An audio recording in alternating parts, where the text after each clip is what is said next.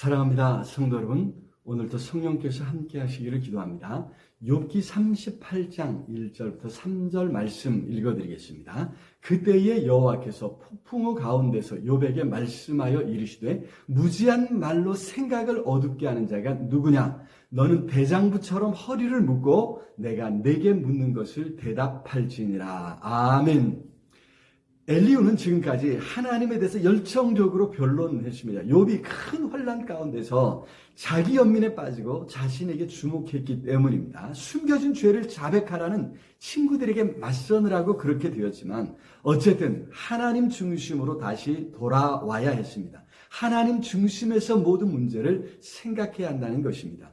비록 이해할 수 없는 부당한 고난을 당한 사람일지라도 크신 하나님을 생각하며 마땅히 그 앞에 엎드려야 하는 것이죠. 자, 엘리후의 이야기가 끝났습니다. 이제는 정말 하나님이 말씀하실 차례가 되었습니다. 그런데 정말 하나님께서 말씀하실까요?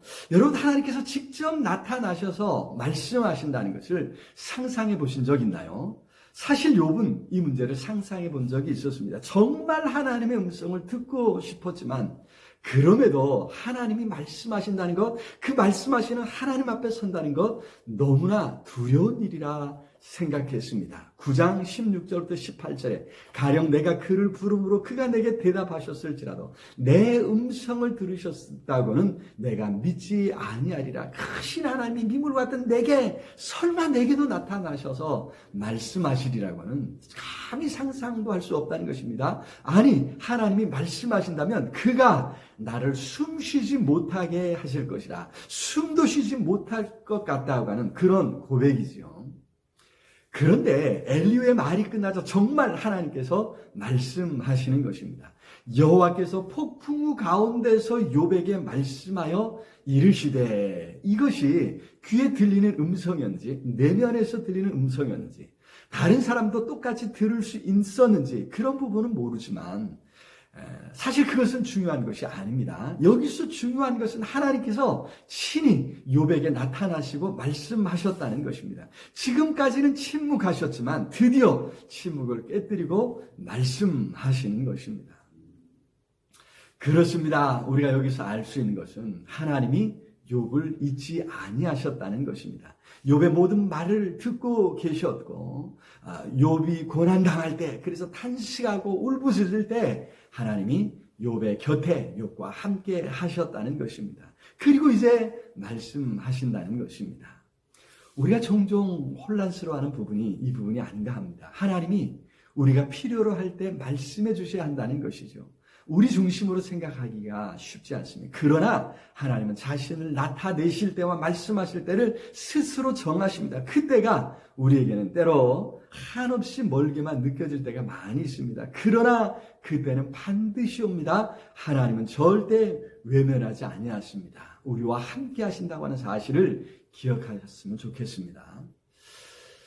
자, 그런데 그동안 욥이 하나님께 묻고 싶었던 일이 얼마나 많습니까? 그런데 정작 욥은 하나님이 말씀하실 때 한마디도 대답하지 못했습니다.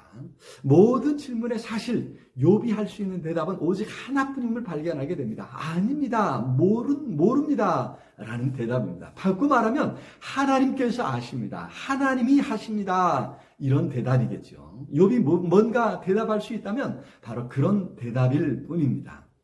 우리가 깨달아야 할 것이 바로 그것입니다. 하나님 앞에 설 때 우리가 모르는 부분이 너무 많다고 하는 사실을 깨닫게 될 것입니다. 그만큼 하나님은 크신 하나님이시라는 것입니다. 우리의 지혜로 감히 헤아릴 수 없는 분이시란 말이죠. 그래서 하나님 분명히 말씀하시죠. 무지한 말로 생각을 어둡게 하는 자가 누구냐? 하나님께서 그것을 깨닫게 해 주셨습니다. 그런데 하나님은 욥에게 대장부처럼 허리를 묶고 내가 내게 묻는 것을 대답할지니라 말씀하셨습니다. 욥을 논쟁 상대로 받아주시겠다는 거죠.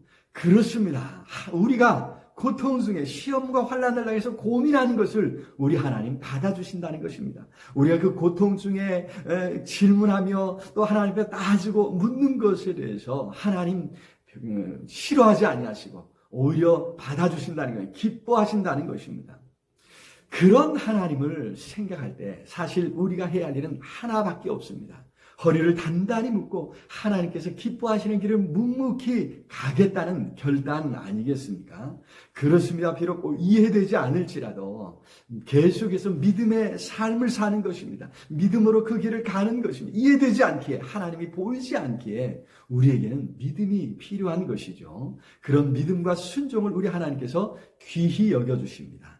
오늘도 믿음과 순종으로 하나님을 기쁘시게 해드릴 수 있기를 기도합니다. 사랑의 주님 참으로 감사합니다. 오늘도 우리와 함께 하시고 우리의 탄식, 우리의 울부짖음을 들어주심을 감사합니다. 하나님 우리의 귀를 열어주시고 우리의 마음을 열어주셔서 하나님의 음성 듣게 해 주시옵소서. 성령 하나님 깨닫게 해 주시옵소서. 예수 그리스도 이름으로 기도드리옵나이다. 아멘.